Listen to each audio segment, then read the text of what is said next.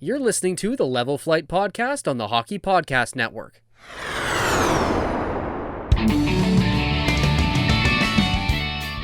Welcome back, everyone. This is episode 23 of the Level Flight Podcast. I'm Brian. I'm joined by Connor and Elliot, as always. We've got a lot to talk about today. A lot of good things, some very frustrating things, but we're going to kick right into it. The Jets are in the playoffs. Yeah, let's start off with that. We're not going to talk about the game just yet, but just the fact that they're there. Instant reactions to the fact that they're no longer fighting for the spot. They're in the spot. Connor. Yeah, I for one am just thrilled that my take from 3 months ago about the monumental collapse didn't come true. The whole what did I say? I said they were fighting for first in the West, and I said like it would take a monumental collapse for them to miss the playoffs. I'm just thrilled that I'm not getting scolded for that right now. That's me personally. But yeah, like the Jets have been playing great as of late. They've won 6 of their last 7. It's nice to see. They finally got over the hump. They didn't push it to Thursday. It would be such a Jets thing to push it right to the last game. But now, like Bonus said, Hellebuck can rest some players in the top 6. Morrissey's probably going to rest. They're going to rest a bunch of guys on Thursday, which they deserve because they've been playing great lately. So, yeah those are my thoughts. I'm going to kind of echo what Connor said, except he made comments 3 months ago. I made comments like 2-3 weeks ago about maybe we should make the playoffs. About. Yeah, maybe we shouldn't make the playoffs. But you know what? It's good for the city, make the playoffs. It's good for the team. It's good for that playoff revenue. Hey, True North is getting it.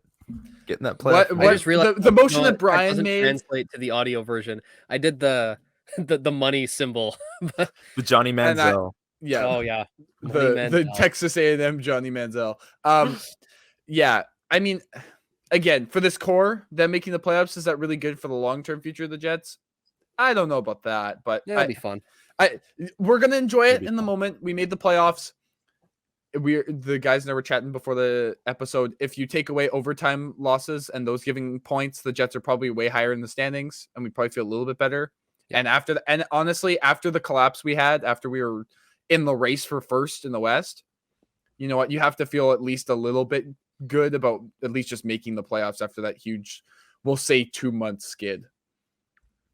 Yeah, and like I mean, for one, I was really worried coming into this week because I mean, Connor and I were saying this too. Like, there could have been a much different tone going into this episode. Losing to the Flames and opening the door for both teams to possibly come knocking. Which, I'm sorry, Calgary getting eliminated because Daryl Sutter put Nick Ritchie in the shootout to extend their season is just unreal dinosaur behavior. No, yeah, Calgary losing or missing the playoffs on a shootout loss or a non-regulation loss is so Calgary. That was the most Calgary Flames game I've ever watched, and it was hilarious. I'm assuming they outshot Nashville as well because that's just how they had like 45 shots, and overtime they dominated overtime. They had million shots. UC Saros stood on his head, and they lose in a shootout. Yeah, that's what Calgary does. Yeah, after Calgary beat the Jets, I was highly concerned going into that Nashville game, but what we saw was the Jets actually turn it on. They hit another gear. Hellebuck did exactly what he needed to do.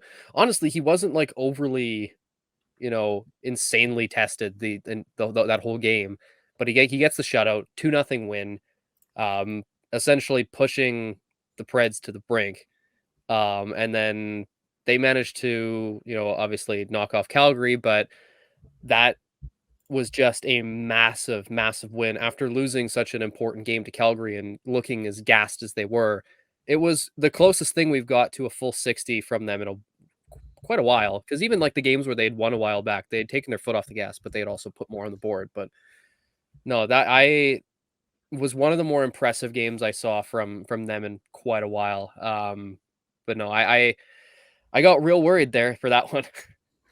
Yeah, because if they had lost in regulation or just in general to both Calgary and Nashville, that would have been. And then in hindsight, since Nashville did beat Calgary, that game actually proved to be the more important one, right? Because Calgary was the one that got eliminated first. So everyone was hyping up the Calgary game as the most important one, as were we. And then it ended up being the Nashville one, which the Jets yeah, that was one of the quietest 28 save shutouts that I've ever seen Hellebuck earn. Usually his shutouts are like ridiculous, and there's 4 or 5 highlight reel saves, like the Wild game that happened last night. Well, we'll Wasn't a get to shutout, that. but there was a few. But no, that was a really good defensive performance, full 60-minute effort. And I was at this game. The crowd absolutely loved when the Jets, it was a time in the second period. It was like a 7-minute stretch where Nashville literally could not break out of their zone. And the Jets' forecheck was just relentless. And they were getting shots from the point, retrieving the puck, back to the point, shot, hitting guys, retrieving the puck, just all over them. And the crowd was, they got a standing ovation after, because honestly, they deserved it. They didn't score out of it, but like the process was the best we've seen in weeks. And Nashville has like a glorified AHL roster outside of UC Saros. So Yeah. that kind of expected the Jets to do that. But it was nice to see them actually do it. They also overcame, inferior team hot goalie. That's been a story where the Sharks, James Reimer makes 45 saves. Oh, they got goalied. This was another chance for them to put up 45 shots and get goalied by UC Saros, but they overcame it. They didn't give up any goals. They battled, and they kept their foot on the gas for 60 minutes, like you said, Brian. But this was, the closest thing we've seen to a 60-minute effort in a long time from the Jets. Yeah, they made Hellebuck's life as easy as they possibly could. I don't think that there was, like you said, Connor, there was nothing where we had to, like the Wild game or even the couple times in the Sharks game where the Jets had to be worried about Hellebuck making a save. It was just his simple come across the crease, line yourself up, just make the save. It was nothing or blocking stuff in front or deflecting stuff to the corner, making sure guys were making sure stuff didn't get to Hellebuck that he wasn't going to be able to see or anything like that. It was really good. The last 3 games here, like even the Wild game, which I know got a little chippy and a little kind of shaky there, a little bit in the third. But I think these last 3 games have probably been one of the better, other than the hot streak earlier in the year. This is one of the best stretches they've had in the second half of the season. That I don't think really there's anything else to say other than that, at least in terms of Preds game. Well, I think that's a good segue too, because I find that a lot of they'll play a couple of good games, then they'll lose to a team that they should beat. This is how you're supposed to play a team like the Sharks. Yeah. Jets come out, absolutely wallop them 6-2, up 3-1 after 1, and just totally controlled all the way through. I don't know if it was totally controlled. Those first 15 seconds were a little concerning, but they just wanted to listen. The Jets wouldn't be the Jets if they didn't help guys get to milestones. That is true. That is very correct. And which I just want to say, Erik Karlsson, what he's doing this year, phenomenal. And nobody wanted to make a move at the deadline to somehow find a way to get him on the roster. With that contract, I'm still a little bit wary, but still. I've got a Karlsson jersey hanging somewhere in that closet there.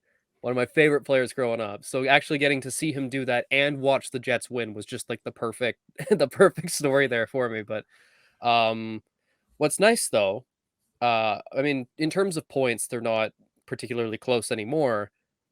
In this game, our top defenseman, Josh Morrissey, 3 points. He's doing that. We got 2 points from Appleton, 2 points from Connor, 2 points from DeMello. 7 guys with multiple points. Like Dylan DeMello has goal scorers too. Yeah. But no, like you're doing that, and then what's nice too is Scheifele has suddenly returned from his month-long vacation. Like Rodman, he needed a vacation to chill out. He crested the 40 goal mark, which is 42 now. He's up to 42. Yeah. But no, a lot of milestones for the Jets. Which I'm looking at the score sheet here on Google. It's actually no longer accurate because apparently Kyle Connor's goal was taken away. Yes. And given to DeMello. Yes, it was. Nope. No. So I saw there was multiple tweets yesterday where the there was a Twitter account, it's like the NHL scoring account. Yeah, the NHL scoring team said for game 1278, the goal has now been changed to DeMello from Morrissey. He's just an elite scorer. News to me.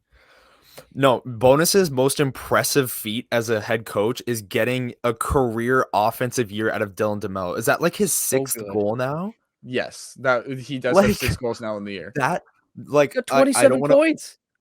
That's ridiculous. Like I don't want to overstate like a 6 goal, 27-point season, but from Dylan DeMello, that's actually ridiculously impressive.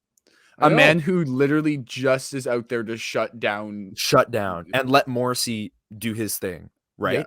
That's his whole job, is to play stay-at-home defense and let Josh Morrissey roam free and go crazy. He's got 6 And goals. he's That's actually that's like the whole unreal. thing for him too is he is that stay-at-home guy, but I don't know if you've noticed, randomly you'll just see someone in front of the net and you go, "Oh, who's that?" And you go, "Oh, it's DeMello." Like, Yeah. he'll just charge the net at random points. He must have some of the best vision in the NHL because he knows exactly when he needs to. I don't recall ever seeing a point where I'm like, "Oh man, DeMello, what a terrible time to jump in like that." Yeah. He just seems to know exactly when he should.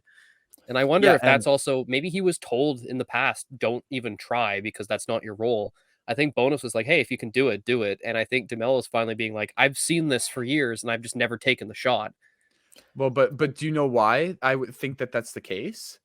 It's because of the whole defenseman leaves and forward replaces system that apparently, according to the Jets, is a brand new tactic that they've never heard before. Which I only played a couple years of hockey. That was something that I learned pretty early on. But I don't know. I'm sure that's probably why. It's probably a hey, if Morrissey goes, a forward replaces. If DeMello goes, a forward replaces. And so that's probably why he feels like he can do that. Because with Yeah. Maurice, it was no, no, no, no, no. Forwards don't leave anywhere. And if the D crash, we're screwed. It's a 2-on-1 the other way. It's like, "Go Right. ahead, So fly the zone, we don't care." yeah. yeah. So Transition game on fleek. yeah, and to go back to the Nashville game, if you guys remember Scheifele's goal that opened the scoring, Pionk was the one parked in front of the net. And it's like, why is Neil Pionk in the crease? But like, this is something that the Jets, Why is Neil Pionk in the crease? I like, see a why is Pionk on he the there, ice, right? but Why is Dylan DeMello scoring 6 goals and why is he randomly in the crease? It's just, it's a tiny wrinkle that throws the defense off because you wouldn't expect Dylan DeMello to be in the crease. Why would he be there, right? Yeah. And if teams are playing man to man, or even if they're playing zone, and the Jets are moving around and Dylan DeMello is crashing the net, that means again a forward is replacing him, and it's just movement. It's just puck movement. It's something that in their 2 month skid they lacked desperately at times. It just felt like it was bland in the offensive zone. There would be guys just looking, and then nothing would happen. Yeah. But now they scored 21 goals in the homestand. It just seems like the movement and the passing. And Morrissey talked about how they're playing free. Where did that go? You can see that though. Yeah, Yeah. where did that go? A and B, you can see that they're playing free. Like it's so evident that they're just like playing without a care in the world, and they're just like feeling themselves. They're just confident. And Um, you know and, what? and it translates to wins. They've won Like, 6 of the last 7. winning is the best medicine for teams Yeah, that are kinda lost and, fixes they everything. have talent. Um, I want to give a fair share of credit for this just because he has no care in the world as to whether the puck hits him or not. He just goes to the dirty areas. Nino Niederreiter Oh, yeah, has been absolutely lights out since he's joined the team. He's got, I think, like 13 points in 21 games. Last few games, he's got, I think, 3 or 4 points. He's just been an absolute. As soon as they moved him down to the third line with Lowry and Appleton, the third line suddenly started scoring. Appleton has 2 goals in his last 2 games. Like, So does Lowry. yeah, look at that. No, Um, yeah, go ahead. yeah, but like that addition and the ability to play him wherever because he's played now both top and bottom six. And having him on the third line and them scoring suddenly is like, oh, is this a top nine now? Look at Yeah. that. Again, So, they score goals when they balance out the scoring and the and you're lines. getting plays like that from, Morgan Barron too, who has been playing on the fourth line. You're getting a lot of complexities now for matchups and having guys suddenly feeling confident to just do what they want to do. And actually getting the ability to score going into the playoffs, suddenly that becomes a lot harder to match up against, for another forward group. Yeah. But before we get into the matchups, let's talk about the game that got them into the playoffs. in perhaps the most wild game of the year. Oh, Stop. Jesus. You gonna kick me from the call? You can't. I'm the host. Oh boy. The Jets take down the Minnesota Wild 3-1 in an absolute chaos-filled battle that led to, well, it's going to lead to a suspension for Ryan Hartman. It's led to a $5,000 fine for Neil Pionk. And most importantly, though, it led to a day off for Connor Hellebuck. Yeah. Bonus immediately after the game. Well, he joked that I didn't quite catch who asked the question, but he joked that they were suggesting who their starter would be for Thursday, but he's pretty much saying it's going to be Riddick. Hellebuck has earned a day off, second night of a back-to-back. Let him just chill out until the playoffs, and then he can hit the ground running. But he made some, we touched on it earlier, he made some unbelievable saves in this game. The one off of Zuccarello where he just sticks his paddle out. But a sequence I want to talk about is the Wild. The Wild scored right after, so it was kind of diminished. But it was that power play to begin the third when he lost his stick. Yeah. And he made Kaprizov hit the post on one, and then there was another one at the side of the net where Kaprizov shoveled it, and he like trapped it in between his arm and his body without his stick. And it was like, what is going on? And then the Wild scored right after, so it was like no one really cared about that. But he made some ridiculous saves, and then the Zuccarello one again, late in the game, just throws his paddle out there, keeps it a 3-1 game, and the Jets going to win. It was amazing. And then, like you said, the third line came alive in this game. Lowry with a goal, Barron with the great pass to Appleton on the third goal. Appleton roofs it. He's playing more confident lately. Again, winning fixes everything. Scoring fixes everything for a player's confidence. Yeah. But yeah, this game got real chippy with the Hartman hit on Ehlers. Well, even before that, Reeves the Reeves boarding on DeMello. I was gonna say that went that entirely was, uncalled. And frankly, the stuff that followed is 100% on the officiating crew. Because if you actually call the boarding call, chances are the chippiness is kind of halted there. Or even further down the line, Reeves takes a penalty for roughing. Give him a 10, get him out of the game. Suddenly, there's no skirmish at the end there. But yeah, the hit on Ehlers, which we still haven't heard an update on him yet. I think regardless, he's not playing on Thursday. No. Bonus said that he's getting evaluated as we speak. We're recording this Wednesday at 12. Somebody watched the game back, and he was out on the ice for the celebration at least. Yeah. And he was jumping around. He was excited. So at least he had energy to jump around. Now, that could have been adrenaline. We'll find out if it's anything worse than that. But yeah, he better be one of the guys that bonus rests for. Oh, he Thursday. Will. Like I'm assuming most of the top doubt. 6. Yeah.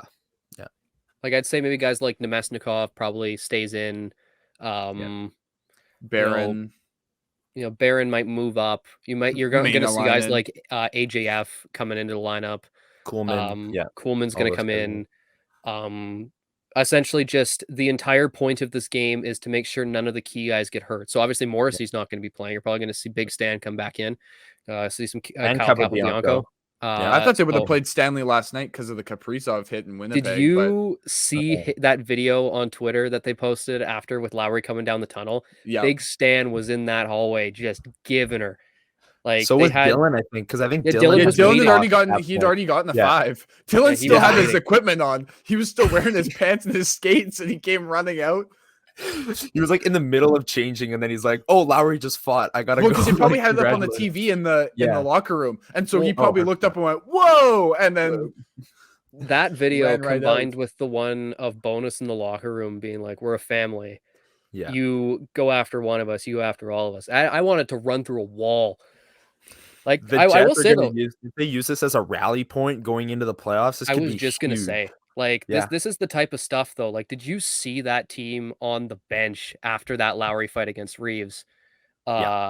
Which I actually wouldn't be shocked if you see some sort of fine for Minnesota, because isn't there like an actual like rule against staging fights? I don't know, and I also don't know how. And they can't confirm that unless somebody from the Wild. It's absolutely garbage. Coach said I don't know. I That was mean, bad. That was you know, really bad. you know, Speaking of that, yeah, Connor's tweeting out what Bonus said to Eveson is probably one of the best things that I've seen on the internet so far in yeah. So 2023. according to Bones, Dean Evison is a little redacted. You can see the full language Yeah, on Twitter. Listen, yeah. we're It's keeping very things clean colorful, here. so Um, yeah. Even but Connor tried to keep it clean in the tweet. He said, "Colorful language ahead." I wanted yeah, to warn people. I didn't want to just go right into the quote and have people be like, yeah. "Whoa!" But But no, no, Bonus was fired up, and rightfully so. Sending out Ryan Reeves to again stage a fight With 30 uh, seconds left when 30 you need 2 seconds goals. with how the game has gone, with yeah, the Hartman hit having happened, with Pionk's cross check having happened. It should have Like, come ended on. if that was going to continue. It should have ended with Pionk's cross check, and both teams just said, "You know what? We've gotten each The other refs both can. for a I'm pretty sure they for." can call the game. Like if there's 30 seconds left, they can just say like. Well, I'm not I'm even. pretty sure they can. I'm not even saying that. I'm just saying just like both give a teams couple should guys have. tens, get him off the ice. Yeah. Yeah, it should have just been. Okay, Hartman's hit probably should have been a 5. Pionk's was a 5, and that should have been from both teams. Both teams retaliated. That should have been done.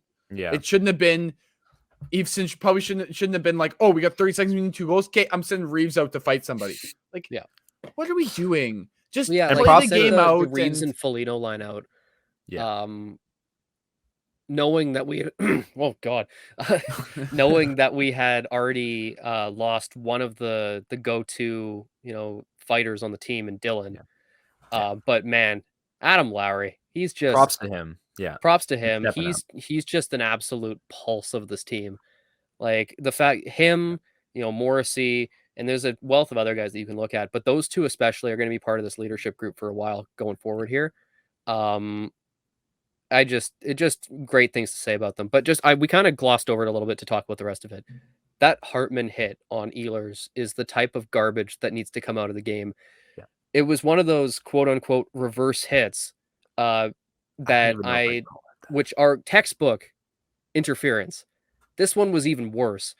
Ehlers didn't touch the puck once from where he was skating from the Jets goal line to where he was hit just past their blue line.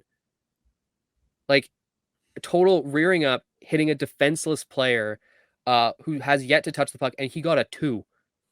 Yeah. No, I thought I heard it was a double minor. No. He got a 2 for roughing in the scrum after. Oh, got it. No, yeah, he got 2 minutes for interference for.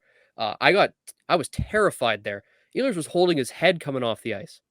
Yeah, I still am terrified because, as we know, like we've heard before, concussion symptoms don't happen like this, or they could happen a day or 2 after, right? So Well, him for example, holding his look head at like Andrew this, Kopp coming off from the ice is not good. like Kopp a couple years ago. He had to miss some time and come back wearing a tinted visor because lights were too bright for him. Yeah. So concussions are like terrible. Hopefully Ehlers is okay and nothing shows up in the next couple of days. But just to make people aware, concussion symptoms can pop up days after the actual incident occurs. And Ehlers holding his head, that is a cause for concern. So we'll see. They're going to evaluate him today. But yeah, I agree. The reverse hit thing, I wouldn't even call that a reverse hit. That's just like if Hartman had like turtled, it would have been fine. Like, because I don't think Ehlers was really paying attention either.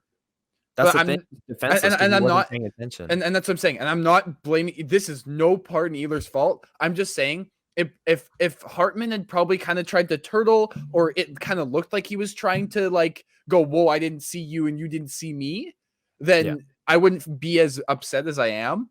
I'm just upset because you clearly see him look at Ehlers, go, "Oh, look, free roadkill," and just like full intention.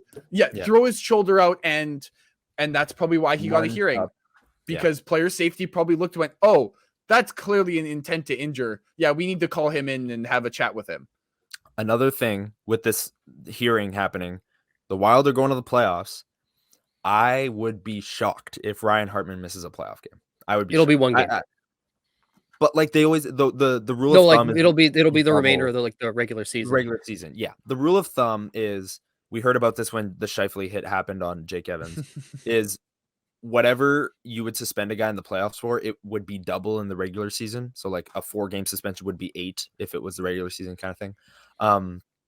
And I don't think that the minor penalty being called on the ice, I just don't see them suspending him for more than one game. Yeah. So just Jets fans are going to be pissed because they want a 4 or 5 game suspension because, again, Don't dirty expect play. more. I would Don't even expect take more 2. I 'cause know it's we're the not going to playoffs. get it, but I'd even take 2 or 3. Yeah, Like, but then again, I with the think it playoff at in the middle of the most. regular season, I would agree. I think they give him 2 or 3. Since the playoffs are looming, I think it's 1. I think it's 1, and I honestly think at most you're looking at, and it's a very huge long shot. He misses game 1. yeah, at That's most. it. At most. Yeah. We'll see. I mean, if things line up, this could wind up being a playoff series down the line. Yeah, Um, that would be that intense. being said, We hate both playing the teams have Wild in the the odds playoffs. stacked against them because Yes. Minnesota's playing either Dallas or Colorado, Mhm. and we're playing either Vegas or Edmonton. So that'll be interesting, especially if we meet up down the line. I mean, there's playoff history already, Yeah. but this will be something to behold. But it'll also it'll be a real test for the officials because clearly the Wild have a devout intent to injure. And I thought because college basketball was over, bad officiating was like done for the year. But I mean, do you watch other NHL games? yeah, the NHL Sharks officiating game. is trash. How many? Oh, I man. know the Jets didn't need many power plays to score because I think they had 1 or 2 power play goals. But like, you even look at the Sharks game. Connor and I incidentally were at that game, and I think I made a comment to him at one point where I was like, "Okay, I think the penalties are 4-0 Sharks here. Can we at least get a makeup call back? Like, not that we need it, but just to at least make it seem like it's somewhat fair." Yeah. But But no, I feel like that's a good lean in then uh, into the playoff picture because one game left. There's still a lot to be decided, but the NHL playoffs are starting in under a week. But the NBA playoffs as well are starting. Was it tonight? The play-in or last night? The play-in started. Yep. And you know it's NBA playoffs time, which means big hoops action with DraftKings Sportsbook, an official sports betting partner of the NBA. Get in on the excitement of every game with the touch of a button. New customers can make a $5 pregame moneyline bet and score $150 in bonus bets if their team wins. Plus, everyone can score a no-sweat same-game parlay every day during the NBA playoffs. And all you have to do is just open the DraftKings Sportsbook app, opt in, and place the same-game parlay on any NBA game. And if it doesn't hit, you'll get a bonus bet back up to $10. All the California teams have made the playoffs. first time ever. And you know what? Light the beam. Let's go Kings. Go Kings. Wow. I mean, I it's still a don't fun trust story. them. It's a fun story. I- Just light I- the beam. True. I Their like fans De'Aaron deserve to be Fox, but happy. I agree. no, De'Aaron their Fox, management group Kentucky. still sucks. Kentucky but- Blue. Kentucky Blue, De'Aaron Fox. And But, Domantas you know, Sabonis? There's a lot to look forward to. There's a lot of great storylines. The Raptors probably won't make it out of the play-in, but we're gonna have fun, anyways. But Are they? I don't know. But no, yeah, Nick Nurse we'll is going see. to the Rockets, but it's fine. Download the app now and sign up with code THPN. New customers can make a $5 bet pregame money line.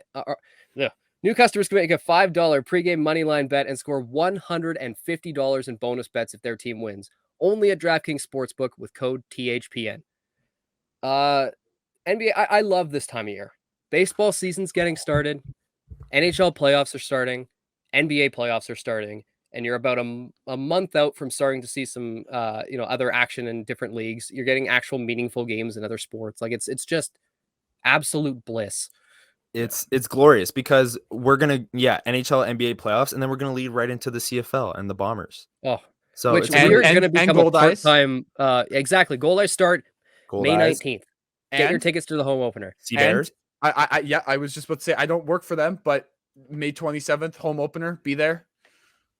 Yeah. I'm excited I won't for a break the basketball news, team. but yes, I'm excited you know for what? a professional basketball team. I can't wait to go to those games. Shout out as well to the Winnipeg Ice. Yep. Right. They're in the second round of the playoffs. Going to play the Moose Jaw Warriors. They swept through the first round with ease. Kind of They're upset wagging. though. I was really hoping for Regina to pull it out and get Connor Bedard Winnipeg Ice series going because I would have been there. Yeah. I would. I think all three of us were all talking about potentially buying tickets for that. He almost single-handedly dragged 20 Regina. points. He had 20 points in 7 games. It's ridiculous. So but yeah, great time right now in Winnipeg sports though. Yep. The Moose? Because the Moose, that was lost last night. I kind of felt bad for Yeah. them. I like when things are kind of staggered. At almost exactly the same time, because both teams were playing in the central time zone last night. Weren't they also playing the Wild affiliate last? No, they were playing Texas. Never mind. Yeah. Texas, yeah. For But some reason I thought they were playing the Iowa Wild. And I was like, okay, that's kind of funny that they beat them both. yeah, Moose claimed their playoff spot though last night too. Look at that. The Well Manitoba Moose deserved. are heading to the playoffs. Yes, well deserved. They're likely gonna play, unless they beat Texas again. They play tonight. They're likely gonna play Milwaukee, who they played last year. Bane. Redemption. Yeah, Redemption. Askarov. That's Nashville's affiliate. Yeah, Askarov. The another thing that got lost last night in the Jets madness was Leon Gavanka, who set the single season record for goals by a Moose defenseman with 18. And then he got the empty net goal and made it 19 with 3 games to go. Unreal. The record was 17, set back in like 2001. Do you know who would have been? I don't have the name off the top of my head. I remember it's in the media guide. I can find it here in a second. But the closest who came after that was Sami Niku. He scored 16 in 2015 or whatever year he went crazy. And then now Gavanka is at 19 and is like, if he scores another one, scoring 20 goals in an AHL season for a defenseman is ridiculous. I just wanted to highlight that because not a lot of people may have heard about it because, again, while Leon Gavanka broke the record, Nikolai Ehlers probably got popped at the same time because they were playing at the same time. You know, like it was mayhem on social media last night. So I just wanted to bring some attention. This is the life of an AHL affiliate, getting lost in the success of other things. But unless you name the Chicago Wolves and you just completely abandon your NHL team and just decide they that you're on your own. Don't have an affiliate lined up. So true. Yep, fair enough. But no, like there was a massive night last night for the Jets organization, and what's interesting too is you're not going to see the classic Black Aces from the Moose anymore because they're rolling through things right now. The Jets already have a bunch of guys sitting in the press box. Yeah. So they're going to essentially maintain everything on both sides of things. And then depending on what happens, you might see more reinforcements going either way. So that'll be a lot of fun in terms of watching sort of how those develop. But no, obviously people are going to be supporting, the Jets games, going to the whiteout parties, doing that. Go check out a Moose game. Tickets really aren't all that expensive, and they have a plan in place. They have a really, really good game day experience there. I really like the Moose games. I always find myself enjoying myself, but it's I think it's something that is a testament to. I know obviously there's certain players that you can call to about the whole draft and develop thing not working. But a lot of these guys were drafted and developed into these, outstanding professional players that might end up getting their chance in the coming years for, NHL games. I haven't seen anything recently, but any update on Declan Chisholm, Connor? The latest that Dave Minuk reported was that they're hoping end of season. So again, we're 3 games left. Playoffs are going to start in a week. You'll see him maybe start practicing this week. I think he's skated. But he hasn't got a full contact practice in yet. I think they're hoping for the first round of the playoffs, but nothing. That's massive if they get him back. Yeah, that is massive. Another thing I want to highlight is I brought this quote up on the pod a few weeks ago, but John Tortorella talked about months ago. He talked about his time in the AHL and how the Calder Cup playoffs was the biggest thing for development and how getting the AHL team into the playoffs was so crucial because those players that are learning, like Ville Heinola, like Declan Chisholm, like Daniel Torgerson, all these prospects are going to learn so much more in the 5 games or the 4 games that they're going to play in the playoffs than they would have 4 games in the regular season, right? So yeah, go out, watch a game. This is a crucial time for these guys' development. And it's gonna be fun to watch. I can't wait to ask Mark Morrison about that. I'll probably ask him after the year's done. About that exact quote and if he agrees, because that's like a thing, then the Moose making the playoffs is huge for, again, Ville Heinola and his chances of making the Jets next year. Right? Morgan guys Barron, like Chisholm and Gavanka. Morgan Barron. The 5-game stretch he played last year in the playoffs when he dominated, and now he's slowly working his way. to becoming a really solid bottom six player, that is a great call, Elliot, because that's a perfect example of a guy who was young, played in the Calder Cup playoffs. It really helped his development, and now you're seeing it pay off at the NHL level. Yeah. Brian was going to say something about Gavanka. I think, and it's interesting because Gavanka is no longer waivers eligible, but you can't think that the people aren't watching now all of a sudden being like, Yeah. oh, this guy just could put up 20 goals as a defenseman. No one shoots the puck as much as him. He Um, loves to shoot. He but no, loves. like you see all this, and then just to quickly circle back on Barron here before we take a look at the Jets playoff picture here. You have to wonder, what would Morgan Barron look like at this point had he not had his season interrupted both at the start and fairly soon into the season with those injuries? Like, is this just him finally reaching that point where he's just truly comfortable because he wasn't able to get the proper training in early in the season, and then as soon as he started getting into rhythm, hurt again? So I wonder if this is just him. This is what we're seeing, and if that's the case, I cannot wait to see a full season of him next year. Yeah, he's Elliot's most improved player. Yep. He's from the start of the year. I said a couple years ago, Jesus, Wow. a couple months ago, that after the injury, I said I didn't know if he was going to be my MIP still at the end of the season. I think he has definitely redeemed it, and he is for sure. I will still stick with MIP. Yeah, Yeah, and then that was a great call because yeah, he's been phenomenal. He's my favorite bottom six player on this team. Like, yeah, he doesn't and play bar much, none. but in the 7.5 minutes or the 8 minutes he plays a game, he makes a play like the one to Appleton last night, massive. where he dances around a defenseman and feeds it perfectly into the crease, and it's a goal, and it's a primary assist, and it's like this guy's dominating his 8 minutes a game, and it's Yeah. nice to see because he could really be a solid bottom sixer for the foreseeable future, right? And I think players like that are going to be key in whoever we play in the first round. And so we're going to do a quick little rundown here of what we're looking at with 1 day left in the season. And this will come out on Thursday morning. And by the time Friday rolls around, there will be a confirmed opponent for the Jets. We're not going to go really in depth here. It's just really going to be quick hitting thoughts, just what you think of the potential for each opponent. We are going to be recording a nice long playoff extravaganza, if you will, about who the Jets will actually be playing. So that will be coming probably the day of, if not the day before, the Jets' first playoff matchup, which we still don't know the date of yet. It's probably either Monday or Tuesday, I would think. Mm-hmm. But in terms of what we're looking at now, 1 day left. It's either going to be one of the Pacific teams. It's either Vegas or it's Edmonton.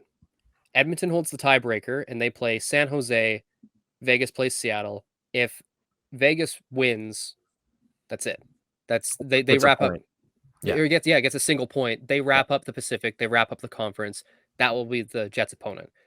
If they lose in regulation and Edmonton beats the Sharks, Edmonton owns the tiebreaker. We would play the Oilers. And Edmonton has to win in regulation for them to get the tiebreaker. Because if they only get a point, there's still a point off the Gold Knights. Right. If they lose in OT or whatever. Yeah. So in terms of matchups, I'm having a hard time seeing any benefits to playing the Oilers. You've got not Edmonton. Not Edmonton. Edmonton. I said it 2 Edmonton. weeks ago, and I'll say it again. Ever since they got Matthias Ekholm, they have literally been the best team in the league. Yep. Like they have a better record than Boston since they got it. Like I know Boston's kind of like, well, I guess they're going for the win record and they got it now and they're still pushing. They got 64 wins. Yeah. But what were you saying their record was, Brian, since the beginning of March? Since the start of March, they are 17-2-1. Like the Jets are hot right now. They've won 6 of their last 7, but there's levels to it, right? And the Edmonton Oilers are the hottest team in the NHL. They are scorching. And let's be clear here. They have the top 2 scorers in the league. Yeah. And one of them has over 150 points, which Unreal. has not. I saw a thing where it's like if you do era adjustment and schedule adjustments and everything to sort of try and level things out, it's more like the 10th best season all time by a player. Like, it is ridiculous. unreal what we're seeing here, and somehow it almost seems like we're just kinda taking it for granted because it's McDavid, and the thing that's insane to me is it would not shock me if he did it again next year. Yeah. But then No. Leon Draisaitl, there's a outside chance he hits 130 points. Yeah, Paul Like, Maurice had a quote about that where he's like, "Poor Leon, like he doesn't get talked about at all because McDavid's having this unreal year. Drexler is going to finish with more points than Kucherov did yeah, in his heart season or like near that, yeah, and like, no it's one's talking insane. about it. Yeah, it is. I also Well, want to highlight the fact that people are going to say, "Oh, the Jets swept the Oilers." This team is so much different than the Oilers team that the Jets swept back in the North Division season. they have That scoring depth. Oilers team had too many holes in it. That's why they were vulnerable. They were top heavy. They only had McDavid and Draisaitl. This team has depth. This team has defense. And this Another team guy has who's going goaltending. unnoticed is Ryan Nugent-Hopkins. He has 100 100 points. Yeah, Unreal. Zach Ridiculous. Hyman, over 80 points. Like, unbelievable. It's unbelievable. too many guys are flying under the radar because Connor McDavid is. Yeah. He's Connor McDavid. You can't just dismiss McDavid. But yeah, you have to at least look at the rest of the roster and go, oh my God, one guy has almost 130 points. Somebody else is over 100. Normally you only have like 100-point player on your team. They have 3. And they have 3. Like, no, I don't want to play them at all. I don't even want to see them in the playoffs. No, thank you. Conversely, the leading scorer on the Vegas Golden Knights, Jack Eichel with 65 points. Yeah. So I know like the Oilers have really good depth.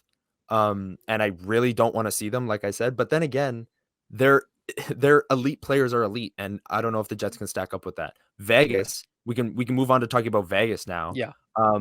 Again, Eichel's their leading scorer at 65 points. Their goaltending situation, who knows what's going to happen there? Is Laurent Brossoit going to be their game 1 starter? Is Logan Thompson going to be back? I don't know. I don't even think Logan Thompson's skating. Jonathan Quick, then like the corpse of Jonathan Quick. Yeah. Regardless, Connor Hellebuck is an advantage over a big advantage over whoever they put in net. Unless it's Lehner. He's done. He's done. But that's what I'm saying. I'm saying the 4 other goalies that they have, I would still probably give it to Hellebuck, but it's not as big a disparity as Brossoit, Quick, Thompson, and who's the other one? It was an ex Aiden Hill. I was gonna say ex Arizona Coyotes goaltender. It's like, Vegas is so unique though because their scoring by committee is among the best in the league. Like I think Seattle's the only other team that has this many, 40, 50 point scorers. Right now they have 7 players with 40 or more points, including Pietrangelo and Theodore, defensemen. Yeah, so Theodore is hurt. Well, I saw that he was hurt. I don't know if it's day to day or not. I'm not following. They're probably just taking it easy because I'm assuming so. They've wrapped everything up, but But no, they score by committee and they defend well for the most part at 5-on-5. I was doing some digging for a piece on this. Their penalty kill is garbage. Really? 20th in the league, 77%. Wow. That is something I did not know. Wow. The Jets' power play isn't exactly good, but if you're ever going to have a chance to actually use it to your advantage, this is it. Because the Knights' power play also isn't very good either. They're only 1 spot above us, I believe, in the We are rankings, 22nd, I believe. So, yeah, they'd be 21st. Yeah. The ability to have a goaltending advantage and a special teams advantage? Massive. And our penalty kill is fantastic. And a comment that I didn't actually... I didn't make about the Sharks game. When I went to the game with Connor, both him and I were talking a lot about puck movement on the power play and even just in the offensive zone. The amount of times the Jets went high, low, or low, high on the power play goal, just in the offensive zone is, and Connor mentioned just puck movement in general. That our power play, even in the Minnesota game, looked really good in just us being able to move the puck around, puck movement, low to high, trying to find areas, guys moving around. So if Vegas doesn't have a very good penalty kill, and I know the Jets power play has been good, I'm going to say it right now, and I may be wrong next week when they start playing. This is a different Jets power play. I don't know what's changed, but I think I know. Brad Lauer came back. Yeah. Brad Lauer came back. Doesn't he run the power play? He does. He had been out for 2 months. The thing that I'm noticing, though, is Where they're was not he? defaulting to running it through the umbrella at the top Morrissey. Yeah. It's putting way too much responsibility on him to then distribute the puck in the right spot. Ehlers is back on the unit, going up and down and creating chaos along the side. Yep. And I think it was in the Sharks game. Weren't there 2 goals that involved, or there was a goal and then right after they almost scored again, going down below the goal line up to the bumper. Yep. Yeah, low to high. Yeah. The low to high Well, is DeBlanc so scored on much that one. better. Yeah. Also, it fits then the opens scheme. It fits the team better. Yeah. How they're constructed. It also opens it up too. Like, it's going to be less expected than if you go back up to the point and Morrissey rips one. Yeah. So Yeah. if this is them finding it right now, first of all, massive. But you're also going in where suddenly Scheifele looks like he's, the player that we saw earlier in the year again. If we get actual scoring, I don't think it's a stretch to say that they're an upset candidate. I'm not willing to No. say that, they're coming out And it they're, is one, they're but beating the hell out of Vegas. At the end of the day, it's still a 1 versus 8 in terms of actual seeding. Yeah. But I think that with Hellebuck, with the special teams, and with the fact that guys are, just absolutely hyped up right now, there's a shot here for the Jets to do something that I don't think, even a week ago, I would have expected.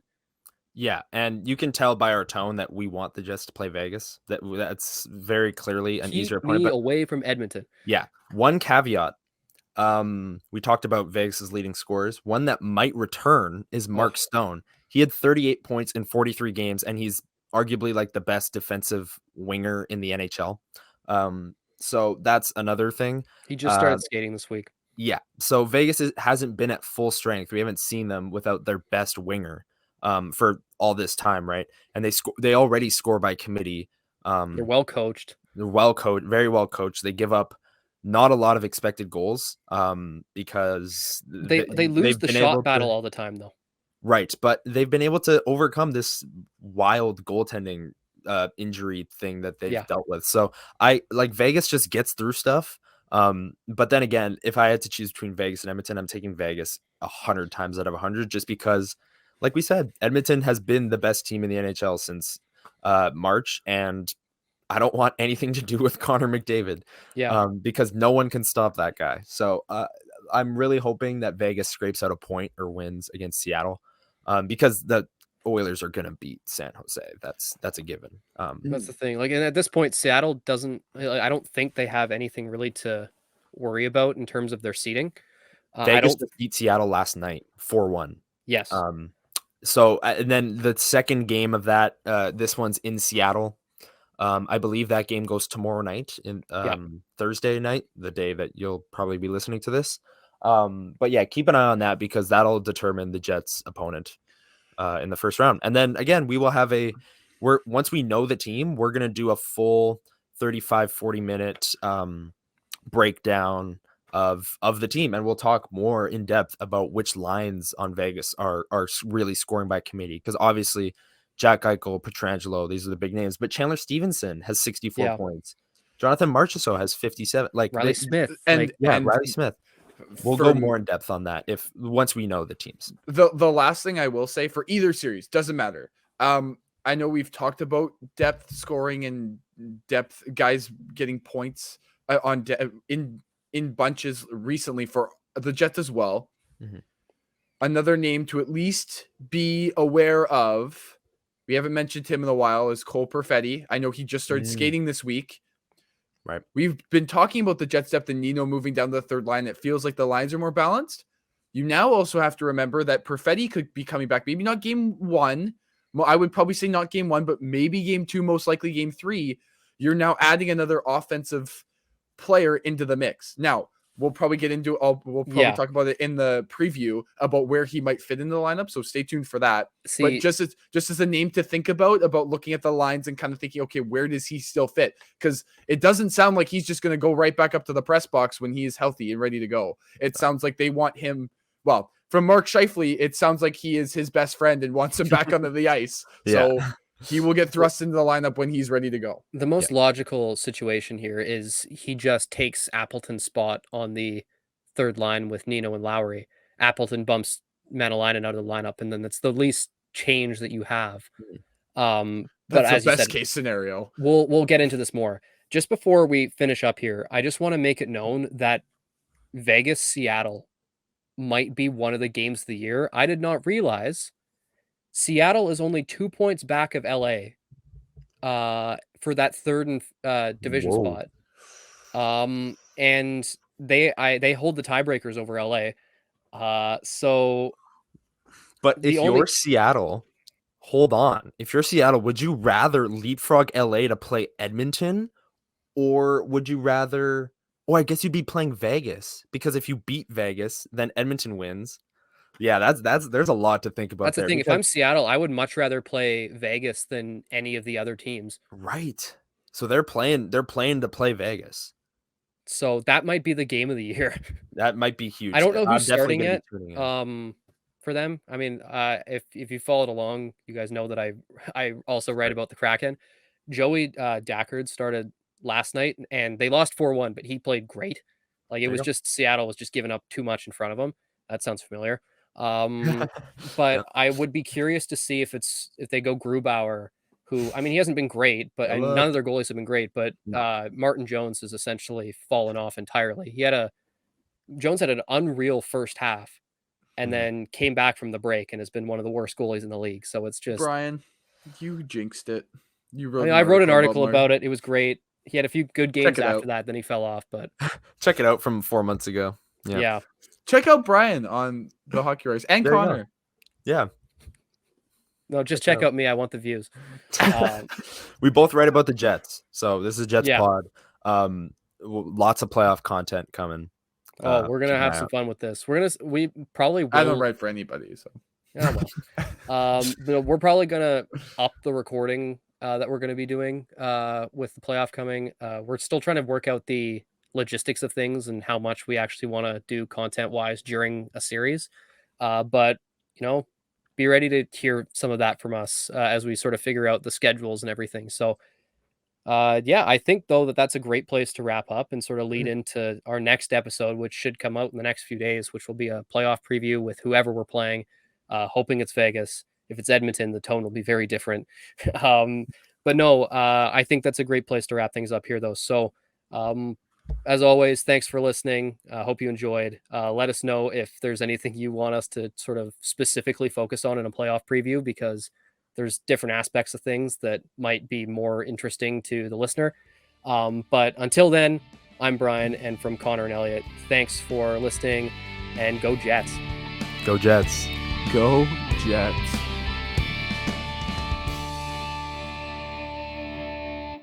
You've been listening to the Level Flight Podcast on the Hockey Podcast Network.